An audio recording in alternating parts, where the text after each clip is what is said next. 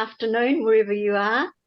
Welcome to Cosmic Cuppa, where I'm going to be interviewing this lovely lady, Siella Ligo. Siella, would you like to wave? Hey. This is Siella, who I am now going to start interviewing. So maybe I should start by saying that she is indeed a very gifted woman who loves crystals, working with and feeling the energies through them for understanding and healing. She has a Bachelor of Arts and has worked in the fashion industry and in the teaching field. She has a fascinating interest in Tartarian history globally, what happened to our hidden past in this regard, and we will talk on the Tartarian history of New Zealand, particularly relating to our pre-Māori culture. So this is going to be fascinating. Siella also practices and teaches Yoga Nidra, which translates as psychic sleep to manifest creation in your life. So she has many, many talents. Mm-hmm. So Siella, first of all, welcome to Cosmic Cuppa. How are you and what have you been up to? Hey, welcome. It's really good to be here. Thank you. I'm a little bit nervous, but that's okay. Oh, what have I been up to? I suppose the last week or two, I've been up to these. I've been out fossicking in our beautiful Aotearoa.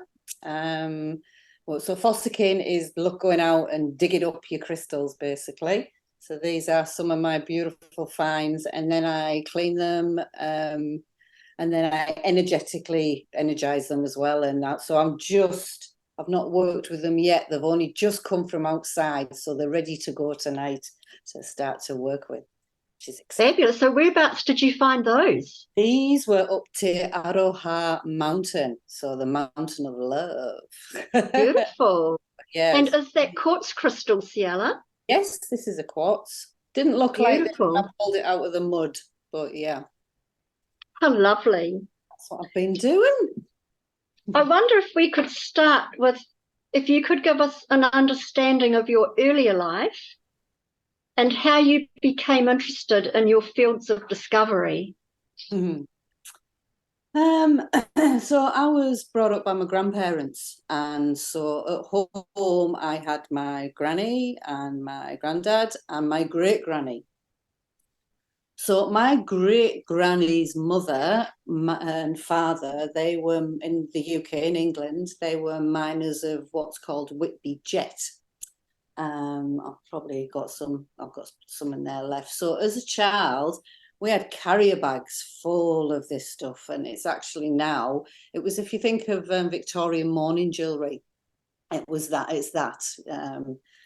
But yeah, so as a child, we had carrier bags full, and I remember my mum selling it, and I was like, oh no, now, but I've managed to keep a little bit. So the crystal thing, I've come to realise it's in my blood, even the mining. I had a wee tear the other day when I realised it's not just my love of crystals. I'm actually doing what my great-great-grandparents did, a long, long time ago. So that's pretty cool. I think what also gave me a great start in life was being brought up by the wisdom of the elders. I realised that, my mother, I thought was my sister till I was 15. I didn't know they were my grandparents. I thought they were mum and dad till I was 15. And I realised, like recently, that my mother didn't have the what I needed to be able to do the work that I've been doing with children and with crystals and all stuff. I needed the wisdom of my elders, as do we all, I believe. So that was that. So yeah, so then the past. My nana went first when I was 15, and it was her that was holding back from telling me, because I was a little bit of a rebel. Surprise, surprise, eh? And they were all frightened that I'd do a runner or whatever, because I always know my own mind. And so, but I didn't. I laughed when actually my Carol, my real mother, who I thought was my sister, told me, and I laughed. Thought it was funny because I'd had a great childhood. I had nothing to complain about, you know, and just I just thought it was funny because I didn't believe her at first. And so yes, that came out, and then 3 years later, my mum died. She died of a heart attack. So then things started going not so rosy from there on, I suppose. And then 3 years after that, my dad died. So they were my only family. So come 21 years of age, I was lost and alone. A lot of my friends had started taking drugs at the time, and I'd refrained until my mum went as well. And then it was like, okay, I just wanted to go with them. You know, that was my reason for taking drugs, was I just wanted to run away, and I wanted to die with them because I was lost. I was by myself. But in that, I know now, 30 years later, I know that's where my biggest gift in life was. Yeah. And it's often through trauma, through those experiences, that we have the seed that is a gift for growth if we choose to take it. Mm-hmm. It's often a very hard road that we go down while receiving those gifts if we choose, because everything is a choice. So well done you for staying the pace and having the courage to push through. Mm-hmm. And look at you now, amazing young lady doing some incredible things. I'm sure your parents and grandparents would be extremely proud of you. Mm-hmm. And it's interesting, I remember being given a jet necklace as a teenager and being told that this jet was, you know, quite a precious piece. And the black jet, it was a faceted, beaded necklace. Oh, wow. And that would have come from Whitby, do you think, in Hull? Yeah, well, Whitby's north of... Or near Hull. Yes, yeah. Yorkshire. Yes. Yes. Yeah. Oh, wow. Maybe my grandparents mined and made your necklace. Wouldn't that be interesting? Wouldn't it? I've got to show you what I've got. I'll show you another day, because I've got exactly what you're talking about. I've got my friend in this country made it into a necklace for me, because I just had random beads and things everywhere, which is, yeah. Wow. Talking about Tartaria, which is a subject that I think is going to be extremely interesting, and I think we're all very interested to hear your view on a lot of our history. Do you think Tartaria's main empire started in what we now know as Mongolia or northern China? I actually don't know the answer to that question, Jude. Yeah, I have no idea where it started, because what I do know is the amount of lies that were told about everything. So basically, all I'm trying to do, which many people doing, is just look at all the pieces of the puzzle and try and put something together. And, you know, where it started, I have no idea. I don't even know if this ancient world was Tartaria. What I do know is that Tartaria is on a lot of the old ancient maps. It's not on any recent ones. If the further back you go, it seems to be more widespread across the globe. I just heard yesterday something talking about Tartary and Barbary. Barbarians. So all of this apparently as well is what, surprise, surprise, the Romans have named everybody. You know, we're still living in Rome, really. That's not, you know, we're told it's gone somewhere, Rome, and it hasn't. We're still under Roman rule, you know. This is what it all is. Take it back to the Vatican.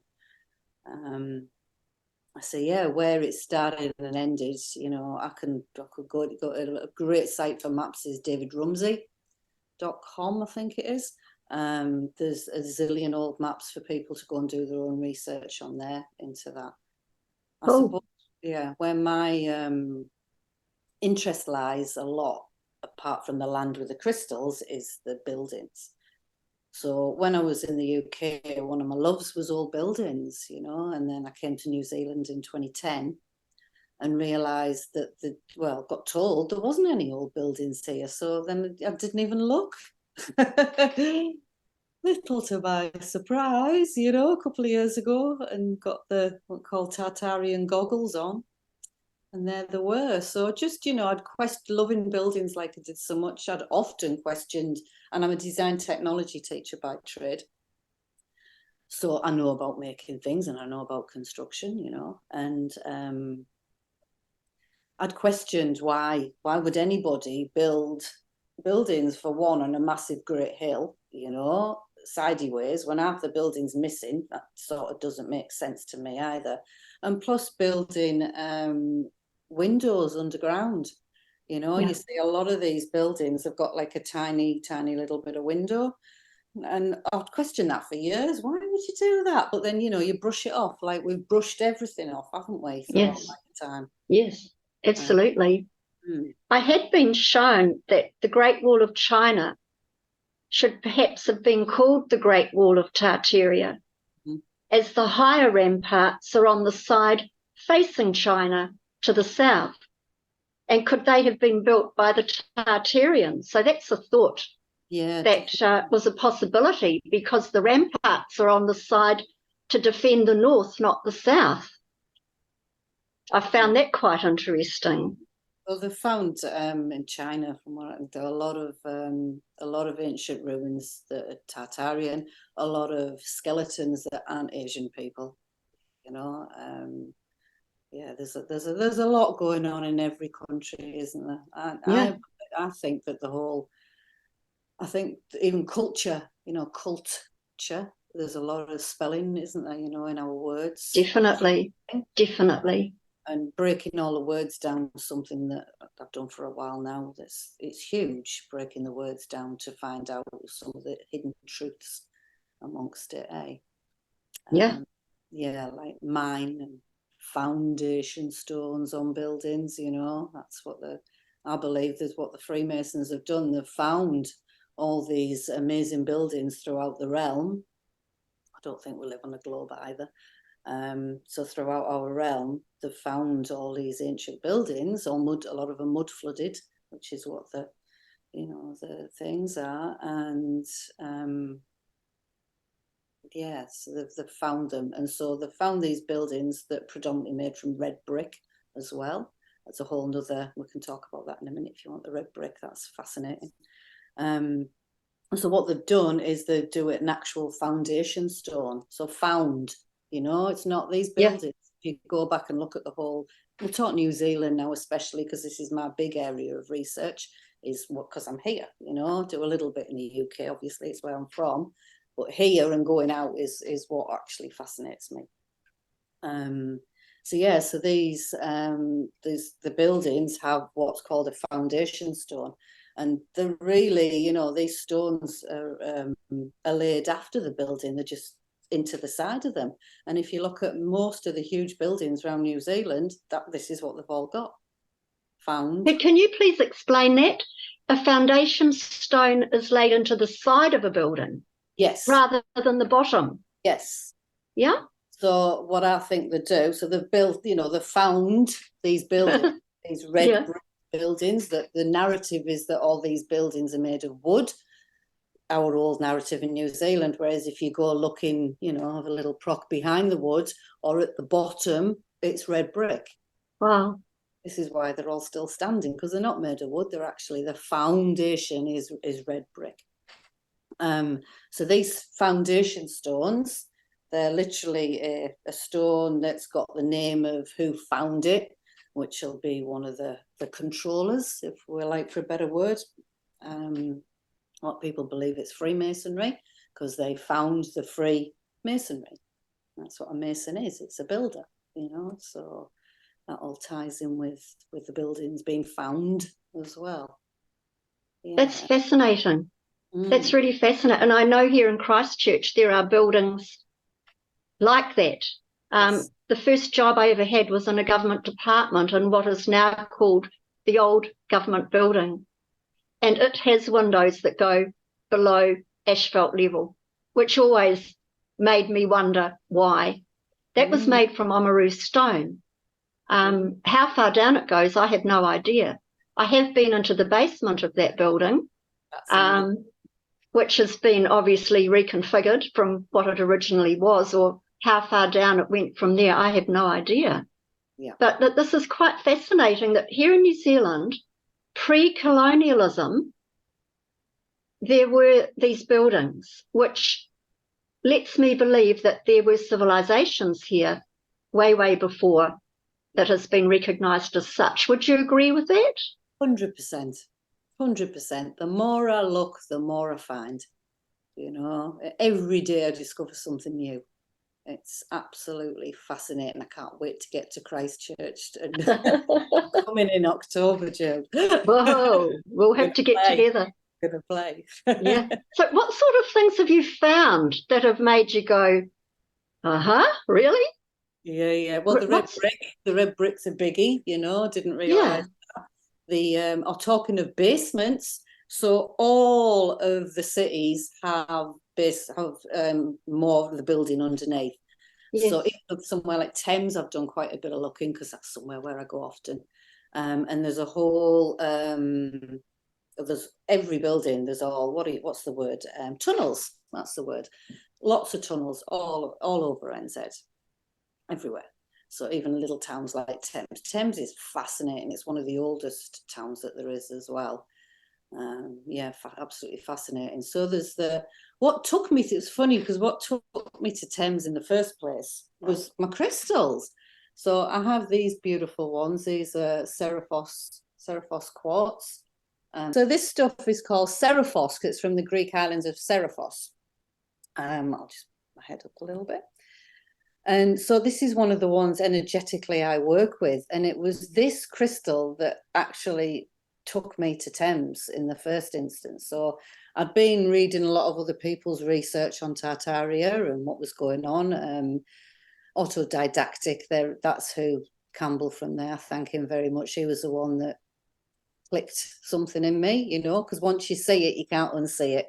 That's the beauty. You get like Tartarian eyes on, eh? So I work with this crystal especially. So I'll get back to the Tartaria because it's all linked. This is the beauty of brilliant. The crystals of Tartaria are just all coming together for me. Brilliant. And so I work with this one and I can literally feel it up my arm, and I've started sounding as well, and I put it on places that I need to.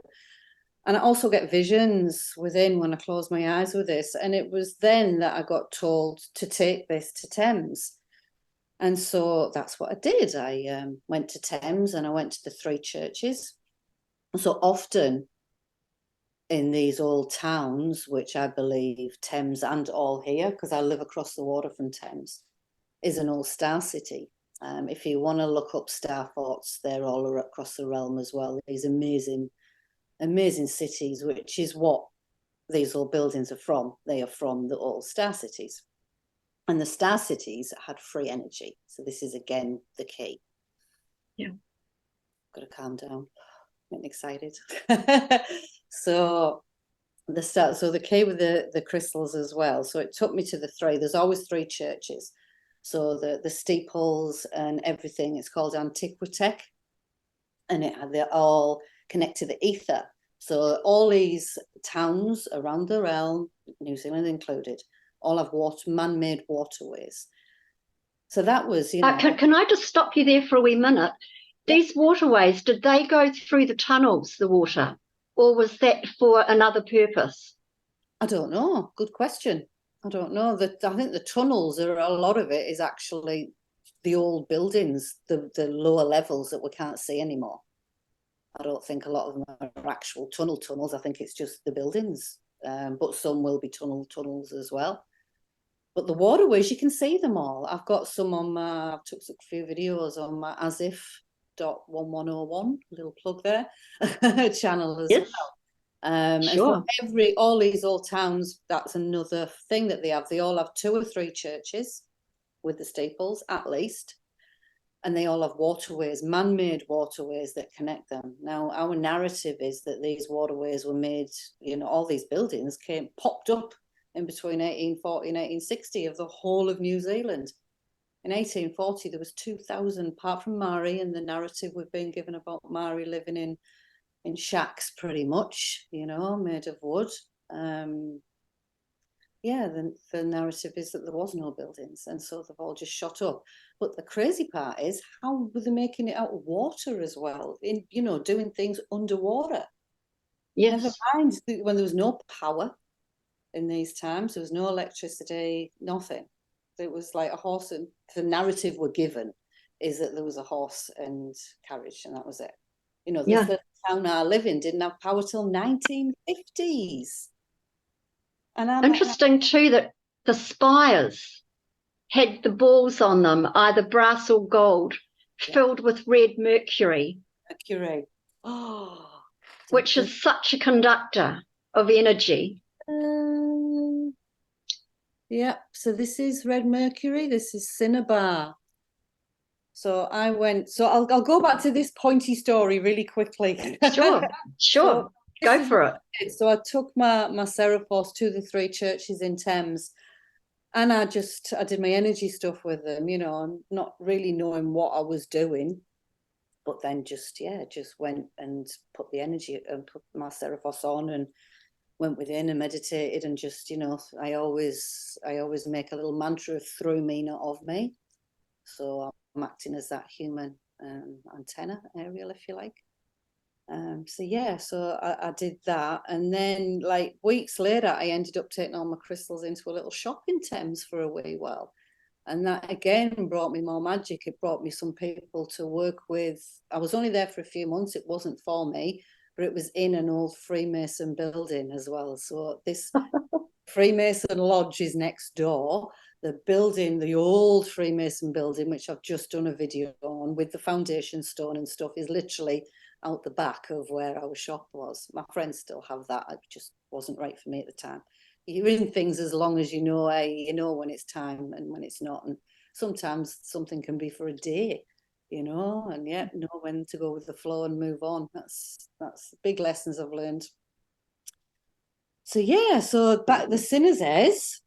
So this is what took me to Thames. So then, you know, I learned a lot, knew the buildings and talked to people and did lots of videos around Thames and learned a lot there, talked to some old people. I was talking to an old lady last time I was there, and she was telling me that they found a boat, actually. Oh, gosh, what you've just asked me about the waterways. She said they found a boat in the tunnels under Thames. Oh, wow. Yeah, it's great to talk to the people. You're the old folk on the street, know it, eh? She also told me that, you know, the little speed bumps, they found a skeleton of a young girl, and it's still buried there. That's her burial site. Oh my God. Wow. So in about that, back to Mercury, I'd been, in the meantime, these beautiful crystals had come to me. You know, these are called azeztulites. Can you hold that up again, please, so we can see? This is the white quartz that I've just found. Thank you. Yeah, so a lot of people believe where Lemurian energies was part of, you know, where New Zealand and some lay. So, you know, the energies of these crystals are just beautiful, and it was pretty magical how they actually, shall I tell you how they came to me as well? Yeah, for sure. So I did a gem show in Tauranga, and there's this beautiful lady called Olga. She's in her 80s, and she's all Kiwi chick. She's hard case. She's really lovely. She lost her husband a few years ago, and they retired and didn't know what to do, and they ended up on the opal fields in Australia. Wow. So she's been fossicking for like 25, 30 years now, or, you know, she's getting on 88 or something. She's getting on now. And it was her that introduced me to these. And, you know, and now I've been fossicking with her and stuff, and I've been to her house and I've bought a lot of these. And so when I went to the shop in Thames, I was unpacking these. And literally, I sold one of these while I was unpacking. I was like, all right, universe, this is my sign that I'm in the right place, you know. And so then one of the girls, she had a book by a guy called Robert Simmons. And in Robert Simmons' book, I didn't really take too much of it at the time because, you know, I have my own energetical connection with them and love Olga and, you know, and I was selling them in the shop, knowing that I wanted to, you know, share New Zealand crystals with people. And so reading Robert Simmons' book, he's American. He lives on the Coromandel now. But he actually found these through a man called Kevin. And now I'm going back probably, I don't know how long, 15, 20 years ago, maybe. Long time ago anyway, well before my time. And the two people that he found them off. Now, he's wrote books on these now. He's moved from America to the Coromandel. He owns Heaven and Earth Crystals. And in his book, A Book of Stones, it talks about Kevin and his wife, who you can guess who his wife is Olga, who I came about the crystals with as well. I was like, oh my God, look at all these things. I've not met Robert yet. I'd like to. I'm sure I will one day. So, you know, I am a little bit jumping on his Azeztulite bandwagon, but I was already on my own bandwagon. So the reason he's trademarked the word Azeztulite, because it is Coromandel quartz, because he and someone else have channeled beings called the Azez. So yeah, I do have a bit of a corridor with, I don't know who, because I don't see. I just sort of, I don't even know how to put it into words, but I do get guided, and I know I do, and I have for a very long time. So maybe I said, I've got a couple of drawings I've done from out of there. You know, I've got a lady just there on my wall who's blue and fishy looking. And I drew her just before, because I'd never drawn out my head before I came to New Zealand, and I drew her. And my friend, I was saying to her, I was like, do you think it's the Azez that I'm talking to as well? And my friend, she just laughed at me and went, what do you think? I went, okay. So I've got a feeling we've been guided to bring these beautiful beings out there, you know, because they're very alive and they're still growing. And they're, you know, there's a reason they're in all of technology, eh?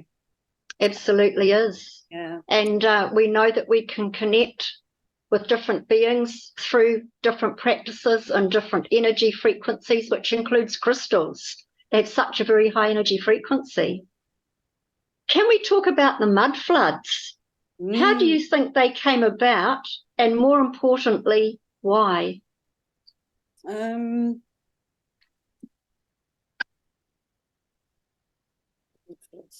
I just mention this Sinazes quickly first, because I've got it in my hand, and then I'll go at the mud flood. It all goes back to each other. So this is the red mercury that you were just talking about. This is also in Robert's book, and it's called Sinazes. But I asked for mercury. I didn't know where, because the balls, as you just said, were full of mercury, the red mercury. Yeah. And then this stuff came to me as well. It's cinnabar and quartz. It's absolutely beautiful. I find that fascinating, Siella, because in the Vimyanas, the Indian Vedic stories of the flying machines called Vimyanas, they used red mercury as part of their propulsion.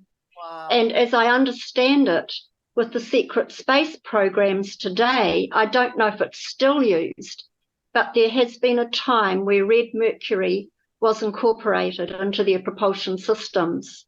May still be, I don't know. But it's fascinating. It seems to be an amazing conductor.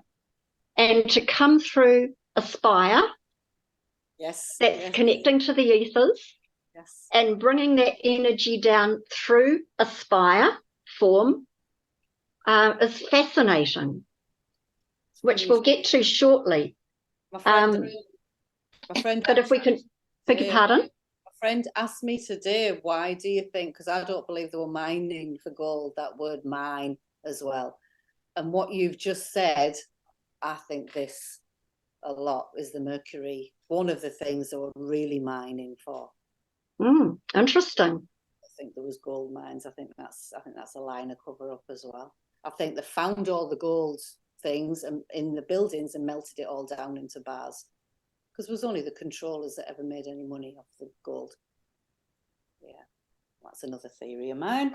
So the mud floods, The mud floods, the mud Do you know floods. anything about those? Why, how, Yeah, so etc.? there's different theories on the mud floods. Some say it's a global, across the realm. Some people say it's individual, which I think that's probably one truth. Um, I think it's to do with the floods as well.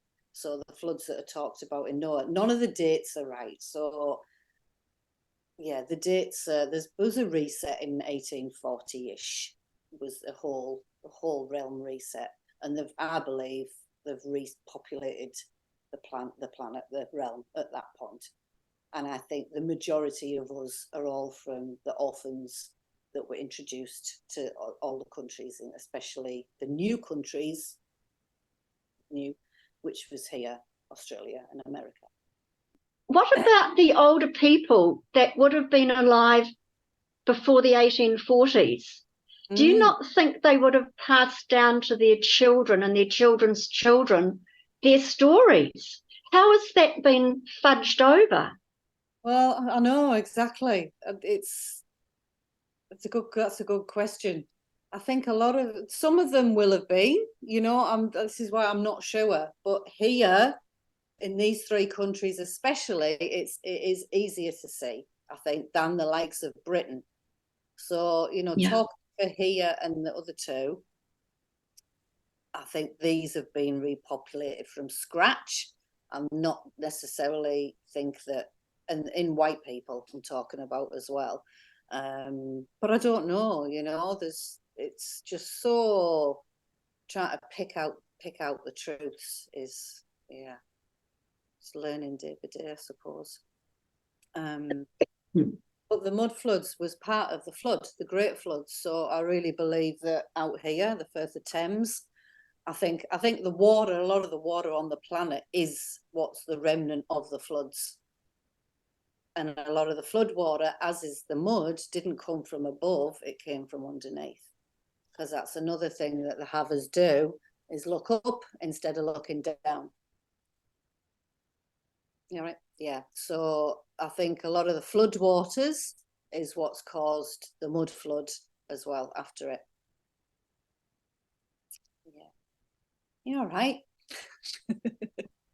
Wee bit of a cough there, sorry. Oh. If we can get back to the star forts, because these fascinate me. Me too. What are they? How is their energy used? And the importance of water and ether relating to these structures? Well, water, I'm sure a lot of the people that are watching know of Dr. Emoto and his water crystals. So he was the first in a line of scientists that are realizing the power of water. And we are predominantly made of water. So water actually carries information. We're told a lot of lies about water as well. Water cleans itself when it's moving. You've got to keep, if you want fresh water, you don't put fluoride and all that bullshit into the water. You keep the water moving and it cleans itself. So that's part of it, is these waterways, everything was constantly moving and creating. So when water's moving, what does it do? It's creating, well, it's nothing creates energy. Energy's always there, but it's, it's gathering, I suppose is a better word, energy. So that will have been the energy of the waterways, and then connecting to the ether, which is, the energy that's all around us, the consciousness, I suppose, another word. Yeah, so those two, somehow with the technological devices, the Antiquitech that they had, and they had many. So if you look at a lot of the old photographs, they still have all the Antiquitech on them. It's been taken off all these buildings now, and they'll put a stupid flag on the top, Whereas in a lot of these buildings, the old photographs, they've still got all these crazy sticky up bits, and yeah, I have no idea. It's technology way above anything that we know about now, eh? And there's also the vanilla skies, of course. So when you look at a lot of these old photos, the background, the skies all being whitewashed out, because it's back to I believe it's what you were talking about with the Veda. we had air balloons. That's how we got about, was in the air. And all these balloons, I reckon, or something was on these pictures. So they've had to, you know, so as long as they've been taking photos, they've been able to manipulate those photos. Some, you know, an old version of Photoshop. That's another very, very interesting story, because I do believe that we had airships and probably other technologies we're not so familiar with, and they would hook up to the spires on the tops of the buildings. I'm not quite sure how people got out, but it must have been a way. Yeah, there is photographs out there of this. I've seen this in pictures. It's pretty cool. So, you know, if you've been up to the top of these massive buildings, sometimes they've got a platform. They've got people, you know, like the Eiffel Tower, for example, there's platforms around where you can walk. And that's where people were getting on and off. Because inside, like the Zeppelin, you know, these things aren't, they were all there. They're just, as time goes on, they're resetting our minds like they do, you know, it's a program of our mind, because we just live in a big computer simulation, really. And yeah, so it's they've gradually done that. Totally agree with you. Absolutely. You know, it's fascinating to think that we had some technologies pre-1840 that we would consider quite advanced now, like men riding within a wheel, looked like a motorbike, but within a wheel. All sorts of contraptions, whether it was electrical or using the ether, who knows? But they were around. We had scooters back then that people would travel on. I think there was some people had their own energy devices, and I think that was mercury. I think that's because we've been told that mercury's a bad, scary thing and not to go anywhere near it, haven't we? That instilling that fear. Whereas when you go looking online, you know, there's a dude that's been bathing in mercury for like, you know, he works with it for donkey's years. So I don't believe that mercury's the scary thing that we've been told either. And yeah, we all had our own little portable devices. You had them in your houses and everywhere. And I believe red brick is part of that as well. So red brick. Fascinating. That is fascinating, that connection. Also, the other thing I'd like to mention that we spoke about earlier together was the fireplaces had no fire.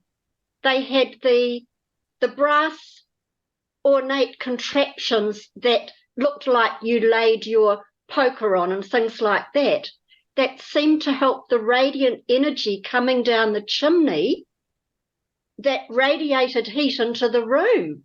There was no soot. Now, isn't that interesting? Totally. Chimneys. Ambient heat. Yes.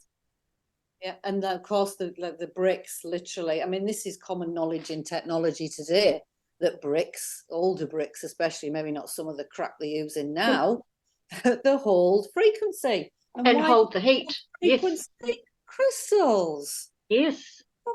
Crystals in them, you know, and God knows what else. And they hold heat, yeah. And you can use them, they can actually store it. And surprise, surprise, you can use them as a battery as well. Now, when you look at bricks as batteries, so when you look at all the old mines, what were they're called? It's called a battery, isn't it? All the names of all the stuff that's going on in the old mines are all the same words as you'd use in electricity and electronics. Wow, that is amazing. This is really opening our eyes, Siella, to a lot more that is. So cathedrals, cathodes, and magnetrons. A cavity magnetron uses natural microwaves through symmetrical cylinders, such as the rose windows in cathedrals, minus the stained glass. These frequencies can also be seen using cymatics, the study of sound and vibration. Baptizing with water takes on a whole new meaning, don't you think? The pipe organs also brought in healing frequencies that resonated at the correct resonance with the sacred geometry of our realm for healing. And also the bells that were synchronized for healing within the spires. Can you talk about this, please? Yeah, well, the bells, surprise, surprise, they've disappeared. So that narrative was they took them all down to make some bullshit during the war, to melt down. That was all they did. That, oh God, I've just remembered that in this was my mum told me this, because my mum made bombs in the Second World War. My dad was in the army. And they used to take all the wrought iron fences off all these buildings and to melt down to use for whatever. Was actually, in hindsight now, knowing what I know now, that was probably just to get rid of the old buildings, which is what the earthquakes, I believe, have been about. I believe that's all the wars, because we know the wars are all money-wise, it's all by the same people. It's all them controllers at the top that fund both sides of every war. There isn't really a war, people against people, apart, they just do that divide and conquer. But really, I believe these wars are to get rid, and the earthquakes, because we all know about geoengineering, are all there to get rid of all the evidence for the reset, to get rid of the old world and bring in their crap new one, with the shit-looking buildings. Totally. So the bells, that's what's happened to a lot of the bells. Again, if you go online, there's some amazing photographs of the collection of all the bells. There'll be like a huge space with zillions of bells that they've just taken from everywhere because it resonated at our frequency. I believe churches, there were the healing, where people went for healing. It wasn't about religion. You went there to feel better. And to be in that space. And we know that sound, particularly in the old cathedrals and churches, had such resonance. You have a singer of renown will go into a church and everything will sound so amazing because of the resonance. So if you're in that space and with the resonance of people singing, the organs playing, and then I guess before or after the bells ringing, the energy's coming through, and with intent, it would be just incredible. Oh, to be able to be in that world again, eh? And we can make it happen, I can tell you. When things change, we can make that happen. Absolutely. Yeah, there's a project for us, Jude. Absolutely. So the spires were an important component where the energies were transmitted in to heal or transmitted out to the local populace. It makes me think, is this where we get the word inspire? Inspire. So it makes me think about the shape of hats as well. Oh, yes. And the real use of the so-called dancer's hat. Yeah, and not so dumb after all, really. If you get a hat like a spire on someone's head, it's going to inspire them. And this is just that it gets to shape, doesn't it? So a witch's hat, I actually started doing a little presentation on this, I haven't finished it yet, is basically, if you have a mortarboard, people at university, you pass and you get a mortarboard, which is masons, isn't it? That's what they use. They use a mortarboard to build a house. And basically, it's just the flat bit with the witch's steeple cut off. You know, so I believe all your degrees now. I'm proud of my bachelor's, but there's been once or twice I thought I need to rip this shit up. Because it's the squashing, flattened down. And the doctrination of us all universities. It's the black box technology. Oh, don't black box and scry, and there's a whole nother, what are we on right now? That's a whole nother field, eh? Absolutely. But I agree with you. So that the shapes of hats are actually quite important, and also the use of a crown, an open crown, which brings in more energy, brings in inspiration. Yeah, and we spoke about hair, didn't we, before we came online as well? Yes. Our hair is is connecting. And we've got hair inside of us as well, I've just discovered. I didn't know that. But our hair is part of the antenna, and what do we do with it? We just chop it off and dye it and bleach it, and actually it's one of our big connections is the hair in our body, and we shave it all off. It's really interesting that when particularly a guy goes into the army, the first thing they do is shave his hair. So it's saying you will obey. Wow. Yeah. That one. So it's all around us in lots of different ways. I just thought about back to the steeples in the churches.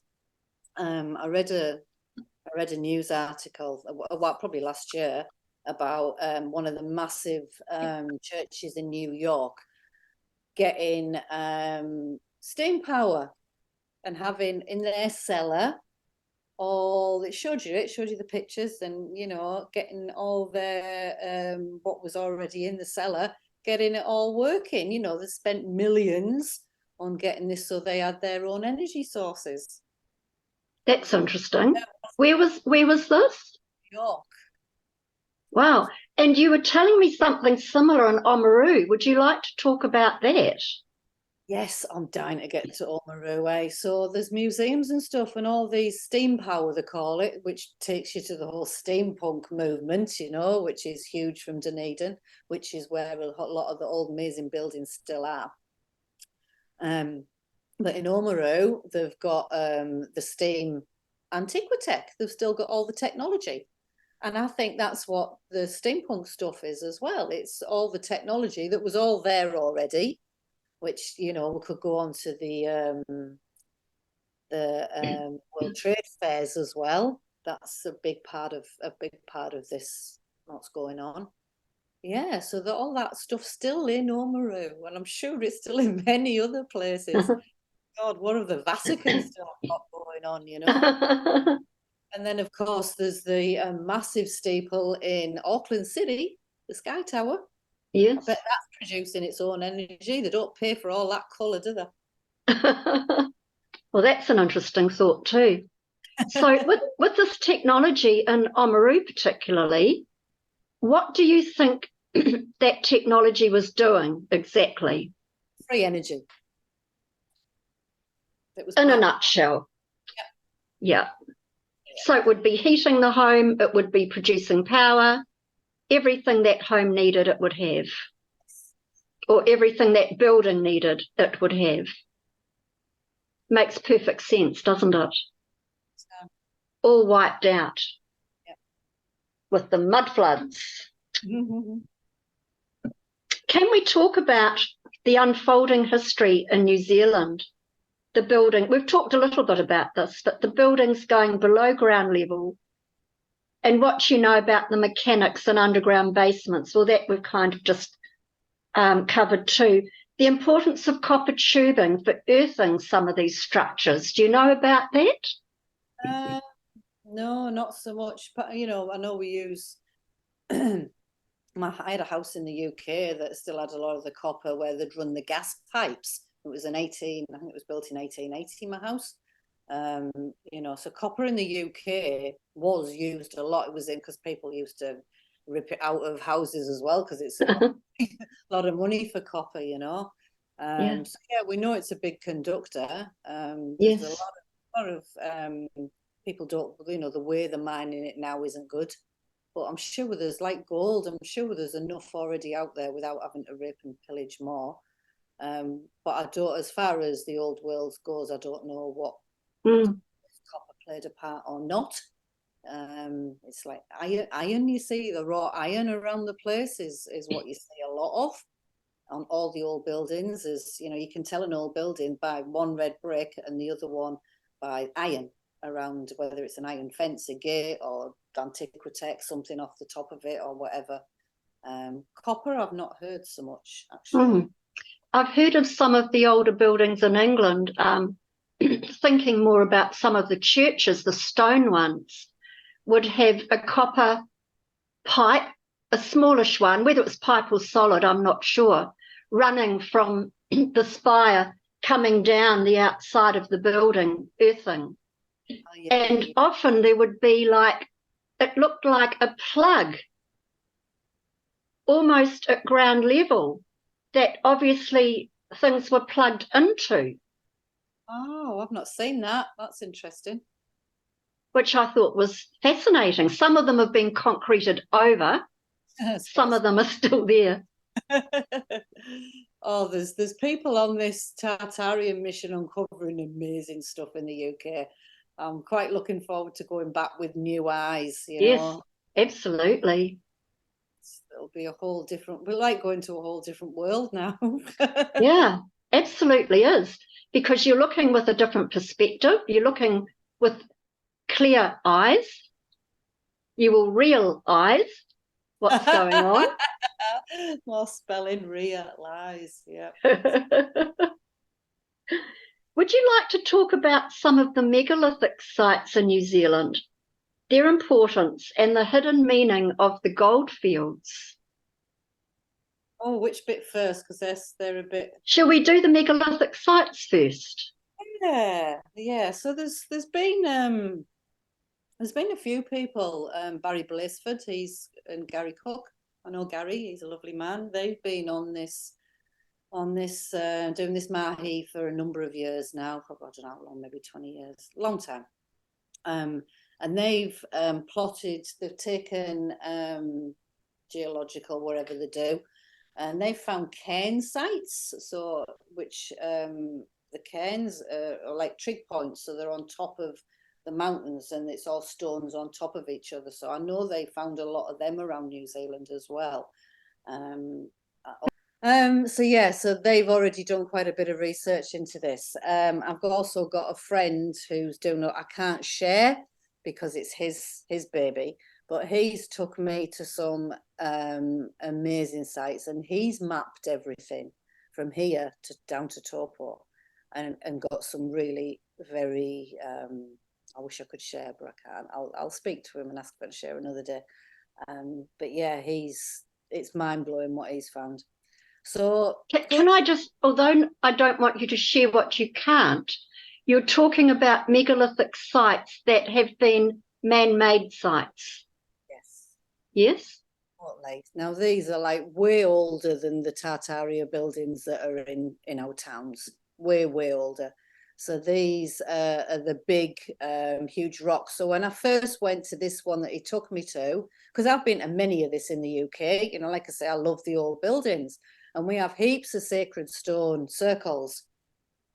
And I got there, and it's half hour from here, and I was absolutely, I've got videos of it. I was blown away because it's stone circles, it's stone sites. Now, a lot of these sites, they all have the one big, I don't know what you call them, but like with a point, they've all got this one big stone that's bigger than the rest. And so, yeah, so these are all over New Zealand, all over.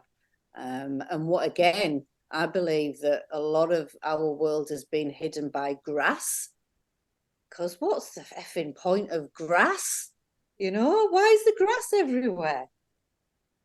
Cows wouldn't have ate grass back in the day either. They eat it now because I think that's been the cover up, is lawns, and also fir trees have been a big cover up.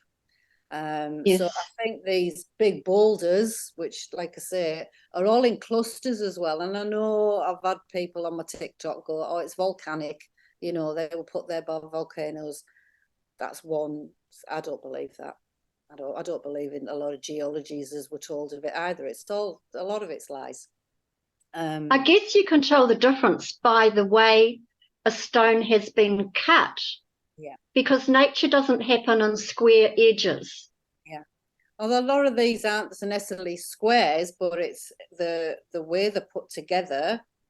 Some of them look like animals.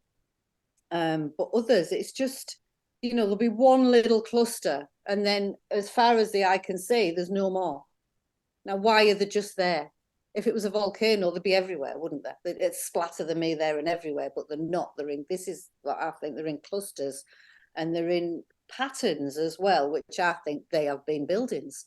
And I think these have been many years ago. You know, these have actually been settlements at some point as well.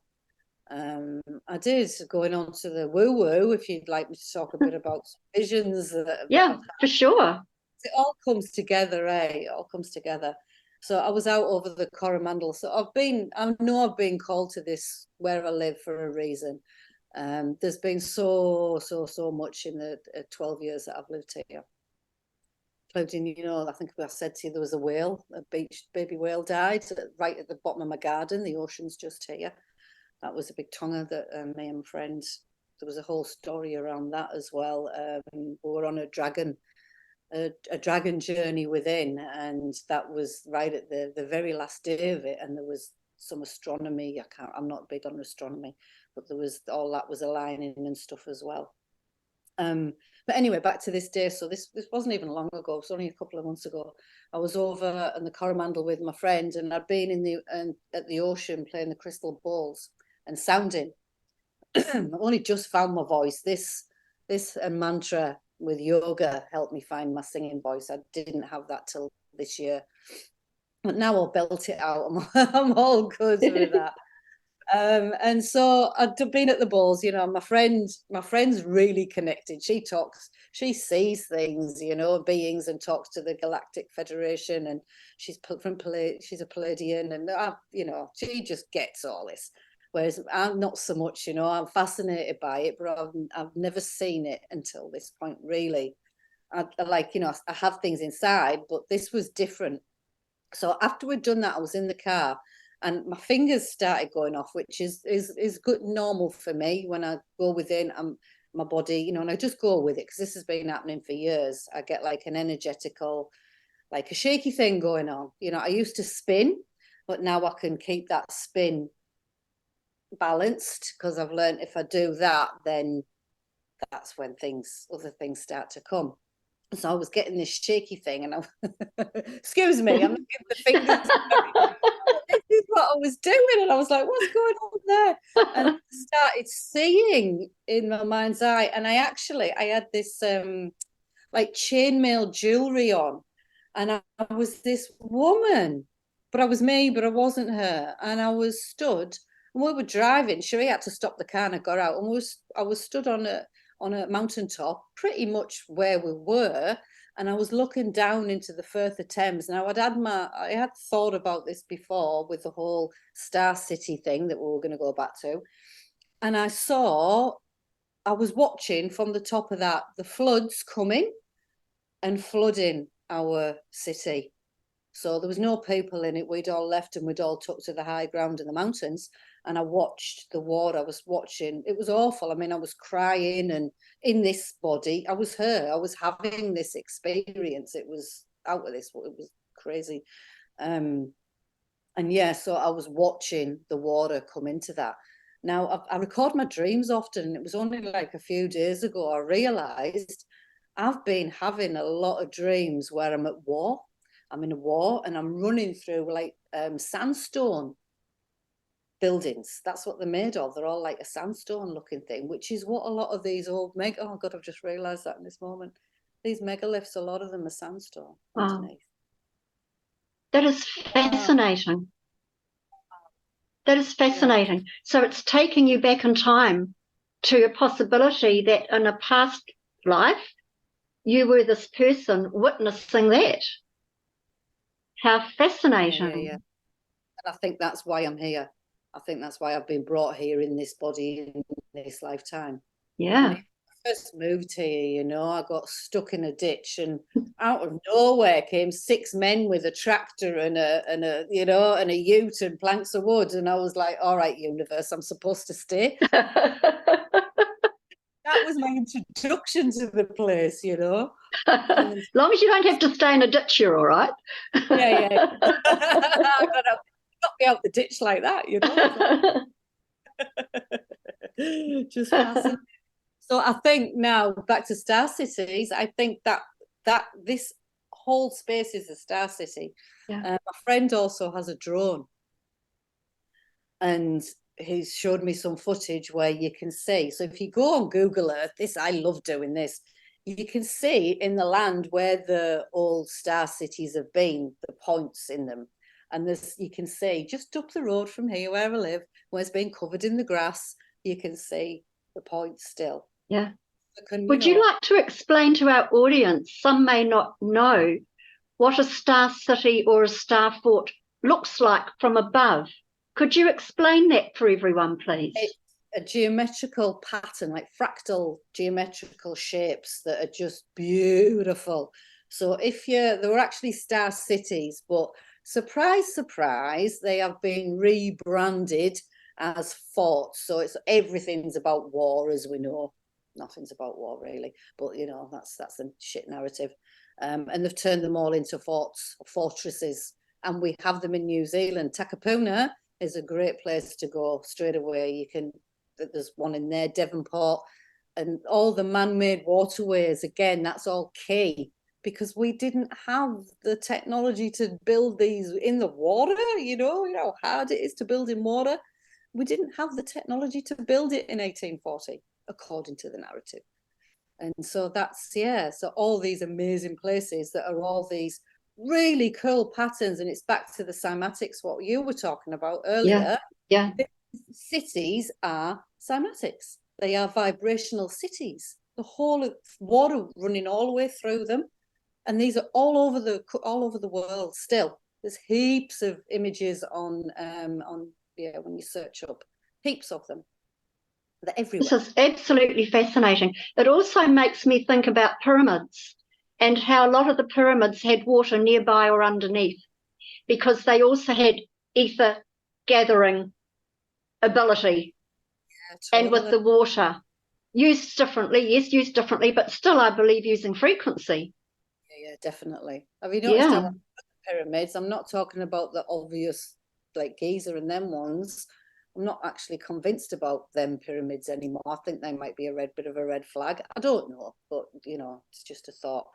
Because everything's just an idea or a thought, isn't it? As is beautiful life that we're living. Our imagination is the cool part, isn't it? It's how we create.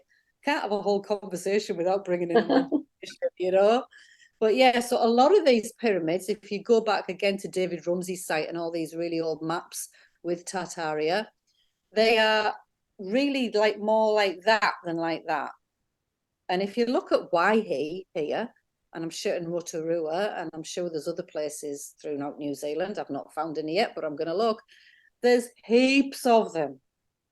Heaps of these what are covered in grass, and there's also the megalith boulders around these pyramids as well. And even, a lot of the towns, Thames has a massive pyramid, more of that shaped one, covered in grass and trees, right behind it. Wow, that is amazing. Do you know anything about the Moiraki boulders? Do you know the significance of those at all? Would they have had anything to do with energy? Moiraki, where's that? I don't know that. Moiraki's down south, out from Oamaru, and there are these boulders that are spherical. Oh, is that the round ones? The round ones. Yeah, I've seen them. There's a few around the world, I don't know. Yes. Oh, just a thought. I thought you might have some idea on those. So the importance of I know the importance of a sphere, because a sphere is made up of triangles, so it's that magic number 3. So that's what that's what a sphere is. It's because that's the sacred. Right, here we go. That's the sacred geometry of the planet. So if you're talking the fractal universe that we live in, everything is from 3. Everything is from the triangle, and so is the sphere. So maybe it's something to do with the fractal star cities as well. The fact that they are the triangles, because it's all the triangles. Interesting. Would you like to talk about the importance and the hidden meaning of the gold fields? The other part of that question. Yeah, I think again, this is just my theory. Making it up as I go along, but I do it from reading and research. I read a lot. I get a lot of books out the library, and I go visit and things as well. And I snuck into the Thames Museum, and she took us downstairs and stuff as well. So I got to look at things. I'll go back to the Goldfields 2 seconds, but I got to go down in there.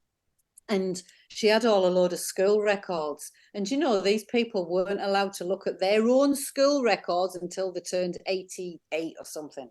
Wow. Their own school records. Why is that hidden from people? Wow. It's just in Thames. So much hidden. I wasn't allowed to look at any of it. Bullshit, eh? So anyway, back to the gold fields, the gold mines. I think when the controllers do things when they want to move people by mass, and I think that's what the mining was about. They were trying to move people, get them out of the cities, because remember, these cities were already there. They had all the antiquitech in them. And a lot of, there's a dude on YouTube, and he does things from a ghost hunting perspective. He's been for years now. He's got some amazing stuff. He's been around all the mines, like up in the hills and stuff in the mountains, you know, all these old mining cities. And again, a lot of them are made of red brick when you look underneath, eh? And this is me just watching his stuff. So that's another thing that I'm dying to go and do, is go to these old mining cities, all the mining towns, because I think that's what they were doing. They were just moving people en masse from one town to another because they needed them away from that for whatever reason, or they want them there. They're still doing that, don't they? That's what wars are about as well. That's how they move. Is look at Chernobyl, you know, that's prime example. But yeah, as I said earlier, I think the gold wasn't found. It was found. It wasn't like, you know, out of the ground and veins and all all that we're told. Yeah, I think that's. So it kind of begs the question, who were the people that were here before the mud floods? Who were they? What was their civilization composed of? Where did they come from? Yeah. Would you like to talk a little bit about this? Because it kind of leaves a huge question mark as who was here before? Totally, eh? Totally. I think I don't think it's as far back as we're told. I think geology and like dinosaurs and all that. I think the whole world was just bigger, and this is why they look at the giants, bringing the giants in, you know, and even more. You know, they found giant bones, many giant bones in New Zealand. They used to crush them up on the South Island in what do you call it? Up where there was the mining, all them deaths over there. They crush them up, and that's be the white stuff that you sprinkle around your garden. There's a lot of old giants' bones, apparently. The giant moa, they've never found wing bones. And they're trying to tell us that it was a bird, but they've never found a wing bone. Well, so that's interesting. I know. So I think, because if you look at the world of Tartaria, they'll use that for want of a better word. It probably is Tartaria. I don't know. Nobody really knows any of this. We're all just doing the best we can to figure out what the F went on in a world full of confusion, which is what we've been bred to be. But yeah, if you look at these buildings, they're freaking massive. The archways, and then the people are like this big, aren't we? You know, and you go to these huge rebranded buildings, the museums, the government buildings, you know, the post offices. There's a whole other part of the control, the post office. Yeah, so if you're looking at all these massive buildings, they weren't built for us little totty people. No. So I think that's to do with the floods and the last apocalypse, the plasma apocalypse. Can't even say that. Yeah, because you know it happens. Our world is cyclical, and it goes through these. I can't say apocalypses a lot.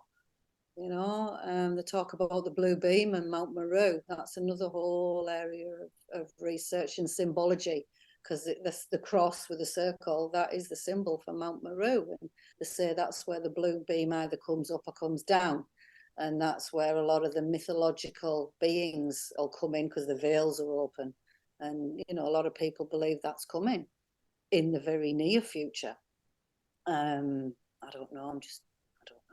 I know there's a conscious awakening happening, so hopefully, you know, we'll survive this time. But, you know, death, what's death? There's another massive question, eh? That's fascinating. So when you talk about Mount Meru, and are you talking about beings coming through more physically? through the veil. So that's so when I'm talking about Mount Meru, I'm not talking about what they call Mount Meru now. I'm talking about the North Pole, what we call the North Pole. Again, it's on the old maps if you go to the maps. And so yeah, the 15, we live in, you know, a firmament. Well, I think we live in pretty much a terrarium, a big terrarium. There's on a lot of the maps there's way more land than we're being told. The maps that were given in school are total bullshit. Africa's way bigger than we're told. Yeah, it's there's just a lot of the program. Where was I? What was I talking about? Well, this has become even more fascinating. Oh, it's endless, isn't it? So you're talking about the firmament above? Yeah. The water above, as above, so below. You know, in my yogic teachings, everything, the micro to the macro, the gross to subtle, as above, so below. Everything. So you're talking then about the ice wall and what's beyond the ice wall. Would you agree with that? I reckon, yeah. It's probably not made of ice, the ice wall either. Yeah, that's interesting. Apparently it can't be chopped down. It kind of mends itself. It's one of the only things that every country in the world agrees on is the Antarctic staying hidden. So yeah, what's that tell us? Yeah, I think we're told a pack of lies about that as well. And it's really interesting because at the time of Hyperborea, looking at the North Pole, they talked about the 4 rivers coming out from the landmass there, the original, like the cross, the 4 rivers. Yes, and that's the water coming up from the middle. So that's where the floods as well is part of that. But there's also literally the blue beam. So whether it tell me about the blue beam. What do you know about that? Well, the symbology of it is everywhere, and all the churches. It's the cross with the circle. That's the symbology. So what it's talking about. I mean, I'm no expert at this stuff, but when this happens and it's on its way to happening, Key reckons 2040 is when this is going to happen. So it's not that long away. Is when the veil lifts and beings from above the firmament, in. And that's, you know, people believe that's why they're all building rockets, is so, because right now there is no space. We're told that all this is like space and stars, and that's bullshit as well. But the rockets, that's a big, what people are saying is that's why, is so that the one they've got it, they can exit the controllers, the 12 families of Israel. They can up through that blue beam and get away. Oh, that's interesting. That's a very interesting thought. This is all out again, you know. There's one thing. There's many theories, isn't there? There's lots of theories that what's happening underground. A lot of people say the Nephilim, the giants, are still living underground. You know, they've gone under there. Say there are a lot of people. You know, the elites. There's all the Janus stuff as well, which is fascinating. That's What the Flock TV, Paul. Yeah, that's everything goes back to Janus, the two-faced god, the god of gateways, 11. Yeah, god of doorways and transitions, which is the awakening the consciousness of the planet. But it's also who the elites, that's their god, is Janus. I hadn't heard of that, actually. It's a huge, Paul's done it for me. I have gone on and done some of my own stuff. It actually freaked me out at first when I first heard about it, because my birthday is the 11th of January and I'm Siella, and all my family are El. My nana was Elsie, her mum was Eliza, all these women I was talking about with a thing. My nephew is Eamon, which is another word for Janus. Ian is Janus. Joan, my mum, is another word for Janus. My dad was L. Evan, that was his initials, Ernest Edward, and then LIGO. All so much like birthdays and things and that. It just went. So when I first found out about it, I was absolutely freaked out, because it's their god, you know, because it's a god, 2 faces or 4 faces in some depictions. So yeah, if you look at Janus online, there's a lot of research already being done, but there is more out there. It's fascinating. Which way do you spell that? Is it Janus? Yes. Yeah. Or I. So that's another thing with the I and the J. because there wasn't a J. J is quite a new invention. It was I, and even with the dates, they say that it's not it wasn't 1999. It was 999 because it was an I, not a one. So we're not really Yes. 20, So all the dates are effed up as well. Yes. So what do you think's happening underground? Would you like to expand a little bit on that, please? What's your understanding of what's happening there? I have no idea. It's just it's theories. I do think something's going on more that way because we're taught to look that way, and we're always told to look the opposite way of whatever's really going on. So I do think there's more that way than what we're told. Like I say, I don't believe we're on a ball. There's also the theory that it's multi-layered as well. And of course, we can't forget the torus field, the toroidal field that we're on, that we have around our bodies as well, Yeah. But yeah, I don't know what's happening. I really don't. I just know lots of people's theories. Crazy. Fascinating though, isn't it? There's just so much to learn all the time. That's constant. With your crystals, the frequencies and how you use them. Now, you've talked about your Seraphos crystal, but can you talk about the magical world of energy and what you do with that, please? Mm-hmm. So, as in the course that I did with the kids, or just if you want to, whatever way you want to answer that. So, my magical world of energy was so I was a teacher for 18 years and then got mandated out my job because I wouldn't jabbity jab. And so my very last, I'd been working really trying to bring self-empowerment into schools. This was my mission for years. Beautiful.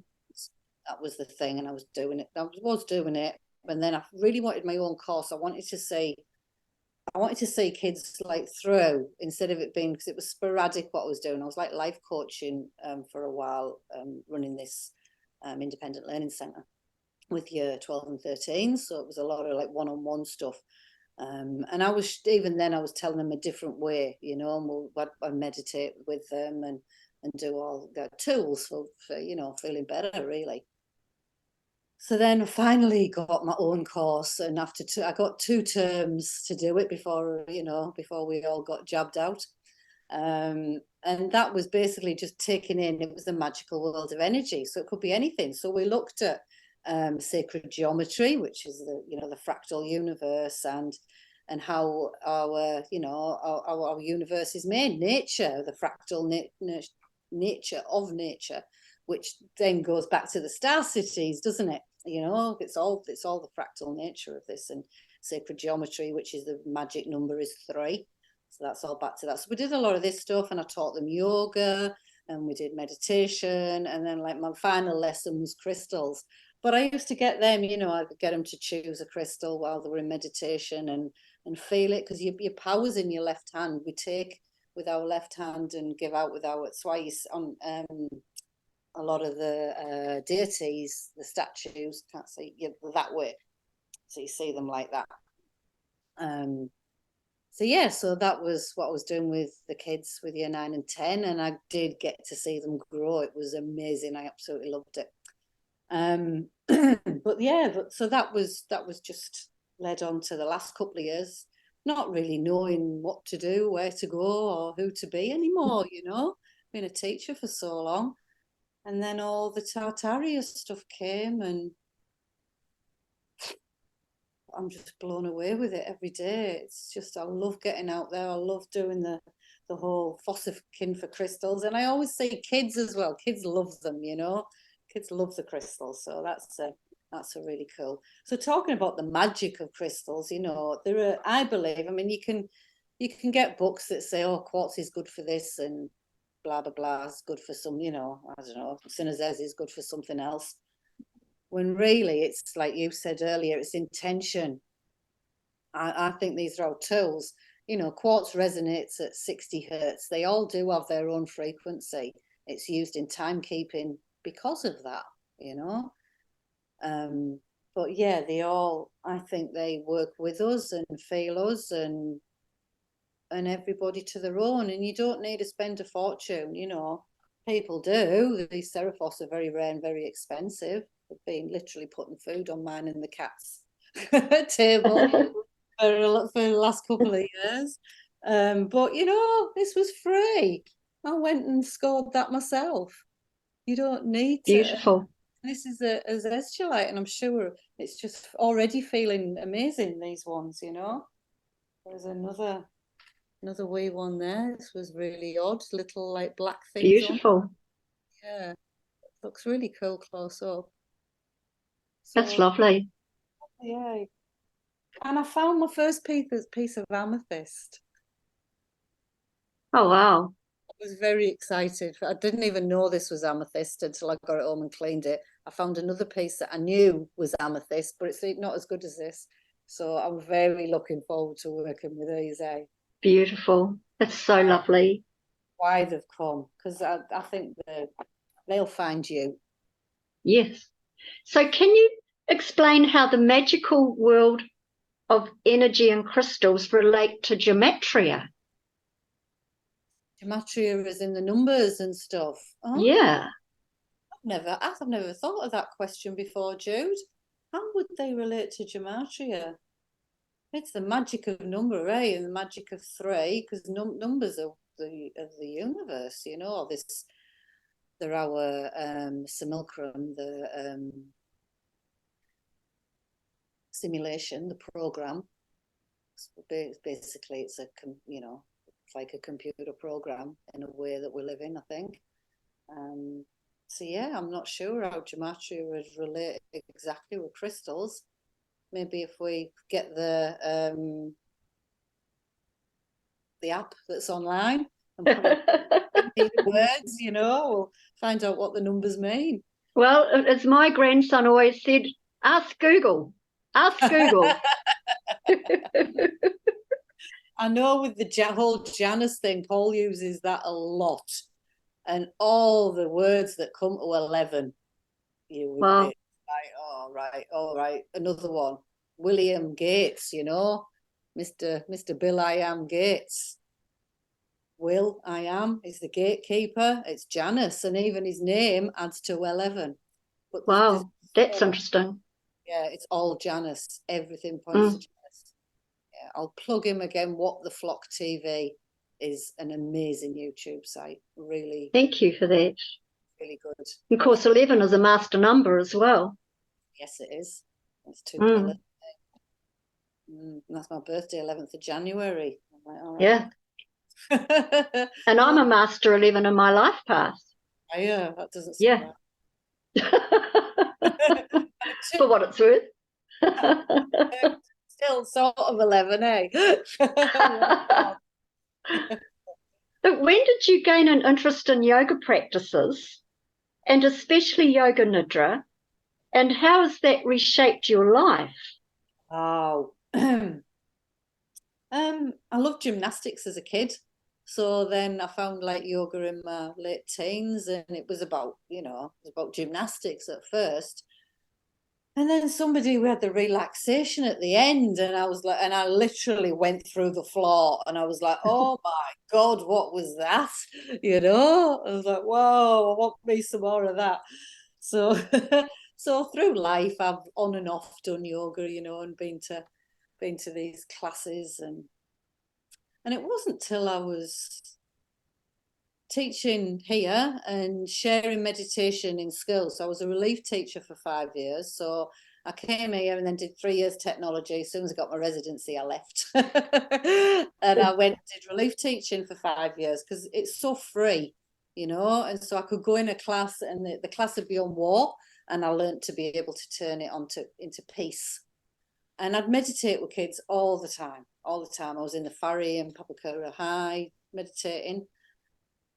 And kids would cry often.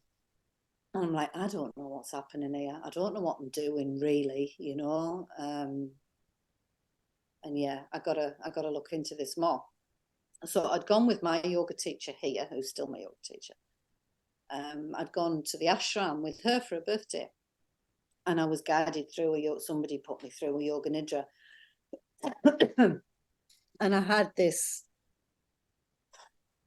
and like out of this world experience. I come out of it like I went somewhere else. I don't know where I went, sobbing like really deeply from the depths of my being, crying. And I thought, I've got to have me some of this.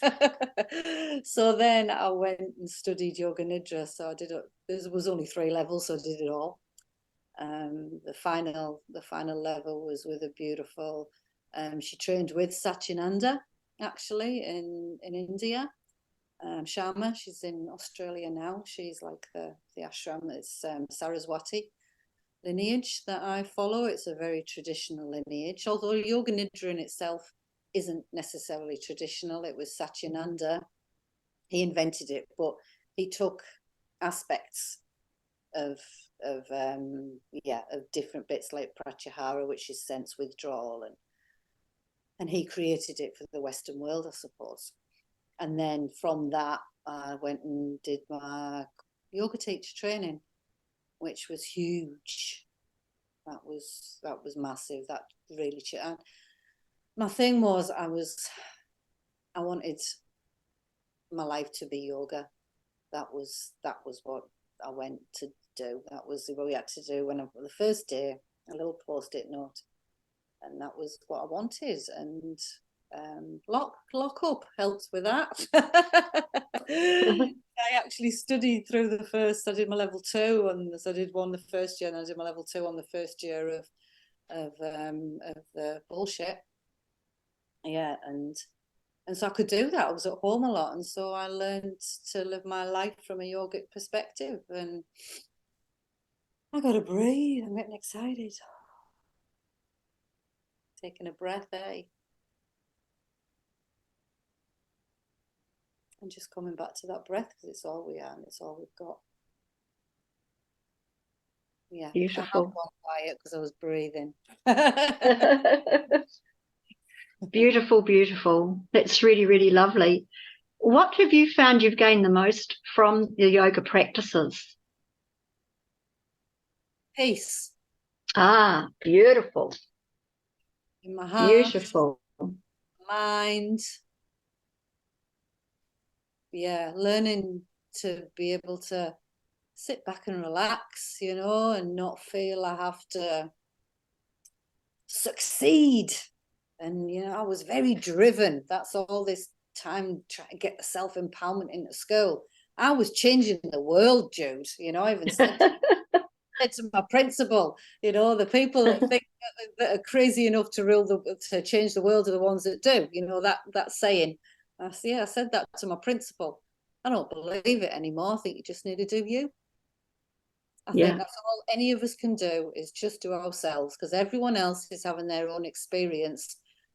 And you got to leave them to, we say, even children, especially children. Yes, giving people tools is fine, but you can't change others. You can't, it's none of our business. And people just got to be able to have their own experience. So this is why I've sort of, because I'm a Reiki practitioner as well. I learnt Reiki. I do a lot of self-Reiki and distance and stuff. And the Reiki with the crystals is really cool. But just leave people alone, because the more we do us, and the more we raise our own frequency within, and the more we connect with Gaia and our team, we all have a team, however they are, or whatever is there. I know they are. I know they've always had my back. Whoever's there, with all my heart. Absolutely. Well, I think you've followed some amazing paths in your life, and life certainly is a journey, isn't it? Absolutely a journey. So where can people find you if they would like a yoga session? Because I know you do yoga sessions on Zoom. Can you tell people what you offer and where they can find you, please? Yeah. So at the minute I'm doing with the 5D and Beyond, this beautiful community that we're all a part of here, which I just love. You can find me via that. So we have a 5D and Beyond Facebook page. You can find me on Facebook as Siella Ligo. That's Siella, Siella. you probably won't find that many more Siellas. There is a mountain in Italy called Siella, and there's a band called Siella now, but there won't be many Siellas. My mother made it up, eh? It's a made-up name. Yeah, and LIGO's LYGO. But my stuff that I'm doing about crystals and Tartaria, I'm on YouTube and TikTok. I've only just been on TikTok a few weeks. My beautiful stepdaughter went, "You got to go on TikTok. They'll love you on TikTok." I don't know what I'm doing. So yeah, so on YouTube, I'm as if, so that's ASIF.1101. And on TikTok, there's just an extra dot. I couldn't get it with one dot, so I had to have two. So it's as if .1101, which is my birthday, yeah. So Beautiful. Is there anything else you would like to talk about before we open up to questions from everybody? I think that as if was important for me because it's actually also a play on AI. And I've got a little video on both the channels that says, you see the book Janice, and I got this doing my Janice research. So I think that's a great place to start, is looking at because I really believe that we are AI. I think it's us. So that's what my as if is a lot about. And, we know what as if that's real and as if that's real. So yeah, that's that. So yeah, questions would be good. Thank you. So if anyone has any questions, if you would like to raise your hand, please. We'll open it up to everybody. Hello, Barbara. Hi, Siella. Hi, Jude. Hi. Lovely chat tonight. Siella, you have crystals that are a number of decades old. We all know that crystals grow. Have you seen a pronounced growth in any particular one, or can you talk to that? Yeah. Just one of mine, because I've only had them a few years, but because I knew with this, I paid particular attention to an Arkansas quartz that I have. But yeah, they definitely grow, definitely. Who was I talking to? I was talking to somebody last week, and they shared a great story and shared some photographs of before and after to me, because we had this very conversation, eh? But the reason my crystals, what you're on about, are the collection that I bought had been in a box for 30 years, and the bigger pieces, the Arkansas that I have, that I'm talking of, they'd been around the ashram. So yeah, and that's where all the Seraphos came to me from, was from the ashram where I learned in Coromandel, where I learned to be a yoga teacher. So from the crystals in the Coromandel that I bought to then getting the ones, the azeztulite over there, it's the Coromandel's just on fire. But yes, they definitely keep growing, definitely. And are you able? Sorry, it's just very slow process. Oh, is it? I mean, in the 30 years, could you give any idea of how much it would have grown? Oh, I think it'd be each crystal. Some may have done, some may not have done. It's just like us. It's crystal be different, I presume. I don't really know. Yeah, Right. I think it's fascinating. It's a fascinating subject. But they actually grow the same as human cells grow as well. They divide just like our cell. There's a theory that we evolved from crystals, because a lot of our body is crystalline as well, and there's people say we're moving into a total crystalline structure, and that's what the 5D is about. But we're already lots of crystals, our nails, our teeth, and our hair. It's all a lot of calcite. You've got in your pineal gland, which we know is what connects us to the ether and to source. That's full of calcite crystals as well. All right. Thank you. Oh, welcome. That's fascinating. So much to learn. Has anyone else got a question for Siella? Sherry. Hi. Hey. I can't see me.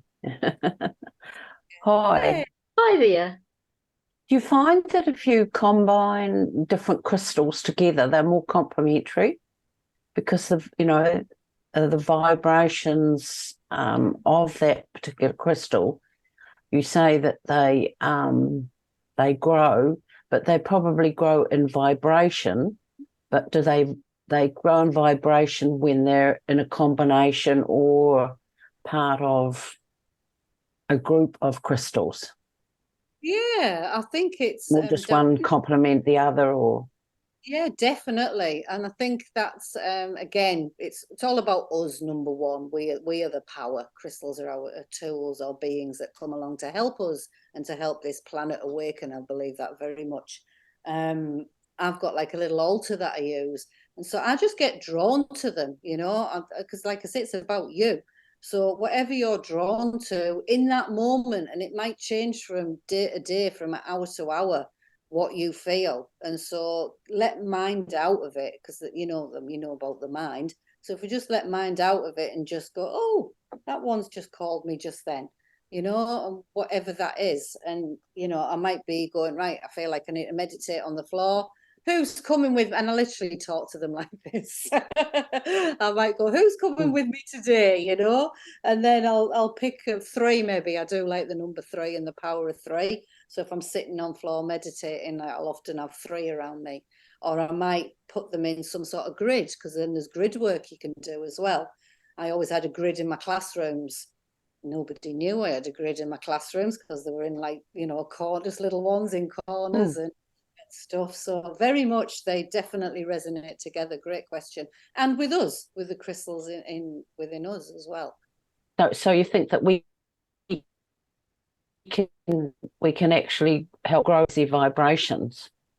Sorry, you do you think we can raise the crystal vibrations, or help to? Yeah. Both they for us and us for them. It's a partnership. Yeah, without even knowing that we're doing that. Like if you're a certain vibration yourself and you have certain crystals, that they can actually change vibration. Yeah, I reckon. Yeah, maybe positive, negative, whatever.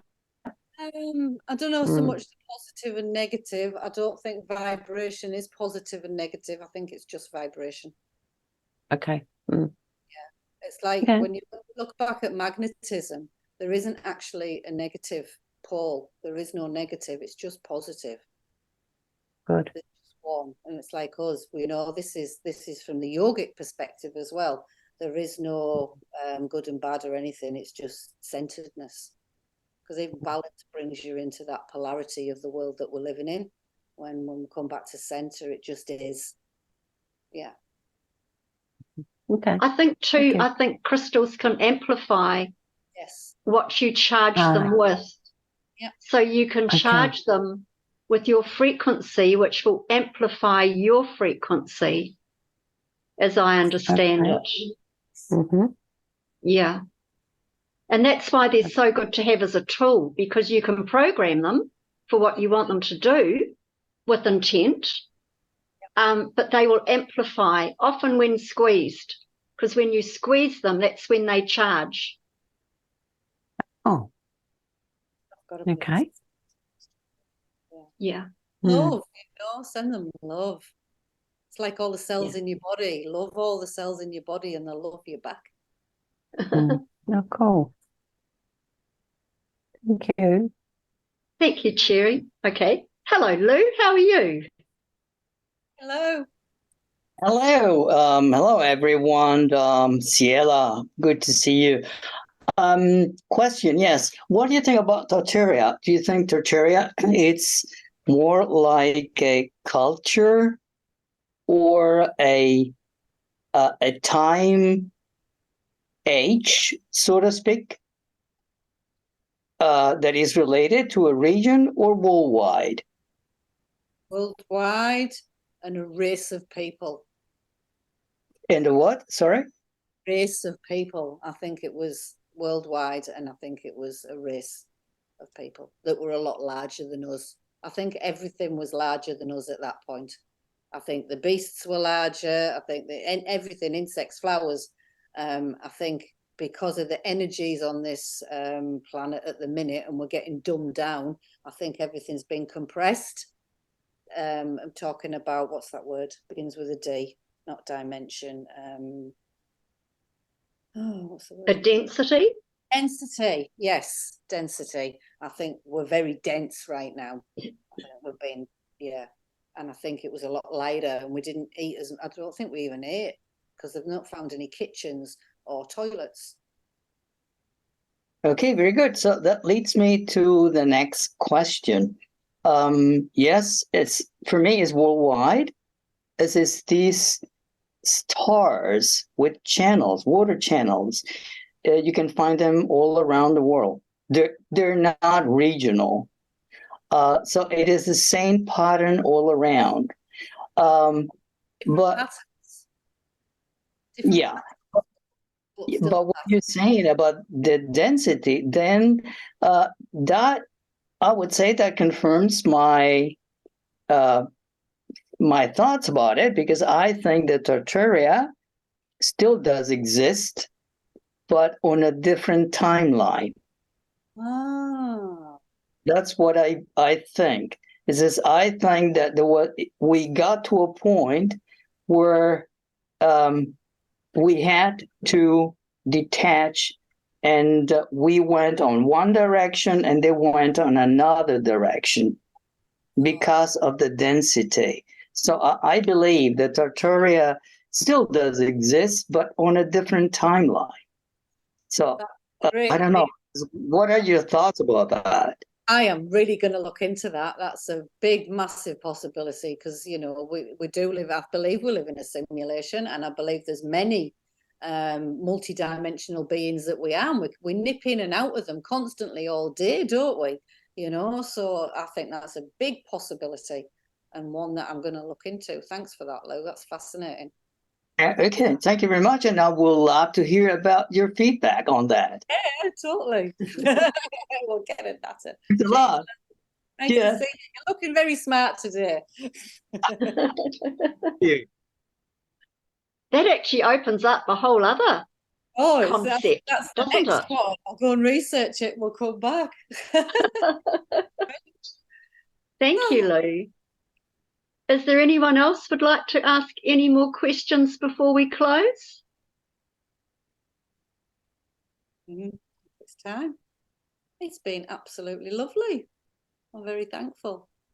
Oh, it's been absolutely wonderful, and I so appreciate you taking your time and sharing some of who you be, your beautiful soul, your beautiful self, your amazing wisdoms, just incredible knowledge, and obviously a learning curve for all of us, and will continue to be so for you too, I'm sure.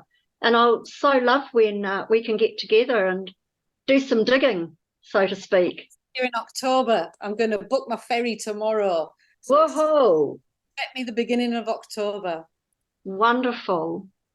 Awesome. Well, Okay. I'd like to say thank you so much for being with us this evening, and thank you to our beautiful 5D family for being here. So are there any final questions, or is that it this evening? I think that's it. So we'll say good night and God bless. Until next time. Thank you, Siella, and thank you everyone for being here.